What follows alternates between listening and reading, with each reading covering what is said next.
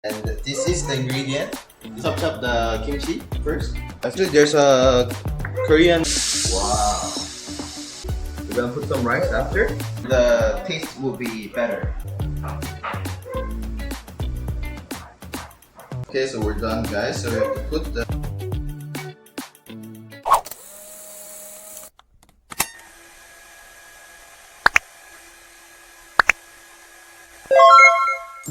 Hey guys! Welcome again to another episode of our home cooking series. So if ever you are new here, please don't forget to hit that like, that subscribe, and please the notification button so you won't miss out kung unsa ang mga bagong recipes na atong makatunan ug atong ma-learn nganhi sa ato ang home cooking series.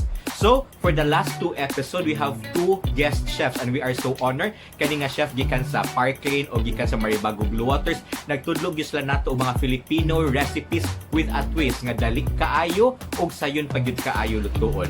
But for today, we will be learning something authentic. Unsa man ni siya nga authentic, naa naman tingali sa title da ano. We will be learning how to cook an authentic kimchi fried rice. So kay ako hilig jud ko maadto og Korean restaurants pero lami jud kay na kimchi fried rice pero feeling na ko murag rice ra niya kimchi din diretso we're rad. Pero actually we are right, ingon ana ra gyud siya pero naa sila ibutang or ang proper proportion mao gid na siya makalami. And who would be a better person to teach us kundi lisad usa ka authentic nga Korean. So he is 100% Korean. He is a former student of mine pero karon kita ang iyang estudyante at tuduan taniya unsaon pagluto og kimchi fried rice. Hi guys, I'm Anjun Q. My English name is Lyle. I'm gonna cook kimchi fried rice for you guys. And this is the ingredient. This is kimchi. My mother's kimchi with rice and with some oil. So I'm gonna chop the kimchi first.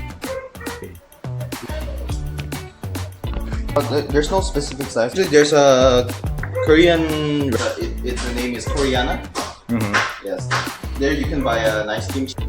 This is the thing we will cook for today. Okay. With rice. Okay, we have to heat the pan first before putting on oil. So let's wait for a few minutes. And then let's put some. So I think two will be enough. We're gonna put kimchi next. We're gonna fry the kimchi. So after putting oil, we have to stir the pan so that we can fry the kimchi perfectly. So we're gonna have to put kimchi after. Wow.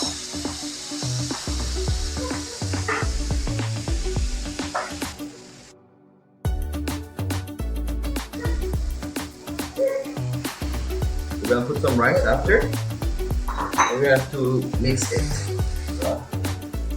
Like the size of my kimchi, and I think 2 cups of rice will be enough for the perfect kimchi taste. We have to lower.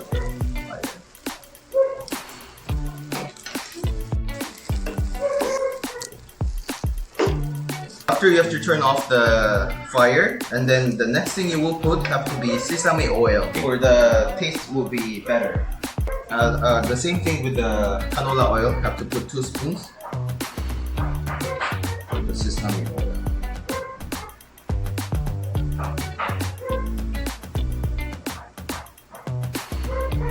Yes.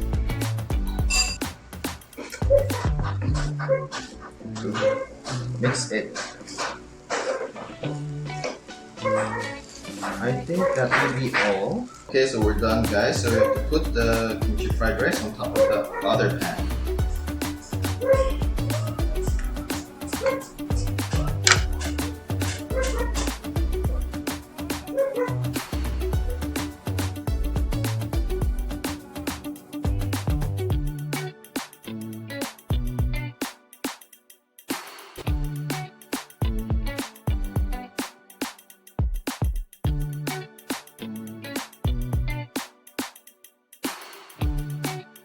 Pero hindi mo gamit ng chopstick guys or sa rice. Ako nagkunwari lang ko. Sa Korean, ay kutsara dito eh. Spoon is like. Yes guys, ingon ana ra gyud ay kadali og ngadto ra kasayon magbuhat og kimchi fried rice. So ako lang gyud siyang i-recap. For 1 cup of rice, kinahanglan tag 100 grams of kimchi plus 1 teaspoon of sesame oil. Kana ra gyud ang tulo ang basic, lami na gyud kay na siya nga proportion. Pwede pa nyo dugangag more spices nga para mas patok pa sa inyong panglasa. Pero kanang tulo pa lang daan, approve na good kaayo. So mana, what are you waiting for? Make a kimchi fried rice at home. And if ever you make one, please don't forget to tag me and to tag also Oppa Joon and to follow him also here in YouTube. That's Oppa Joon. And to tag us also in Instagram. For me, it's Dookisave. It's at DOOKIEXAVE. And him, Oppa_Joon in Instagram. So as we continue our home cooking series, ako lang yung pong gina-encourage nga please do practice online delivery. So ayaw na lang mga sa grocery, mulinya pa mo padung sa sulod, mulinya na sad mo igbayad na ang pag-taxi, ang pag-parking usahay, mas affordable pa ang magpa-deliver na sa tuang balay. And for that, I would recommend www.clickandshop.ph. Why? Because for them, they guarantee a next day delivery. In other words, kung mo-order mo karon, for sure tomorrow ilan na yung ma-deliver. Or sometimes gal, if ever you order early in the morning, hindi kahapon ilahan na sa gyud ma-deliver. And number 2, they practice a contactless delivery. So again, that's www.clickandshop.ph. So kana lang yun guys. So kung na may recipe nga gusto makatunan, please do comment down below. And before I go, let me just give you this reminder. Please don't forget to brush your teeth after eating and to follow me in all my social media accounts. And let us continue to stay safe, stay healthy, and just keep smiling. Bye-bye!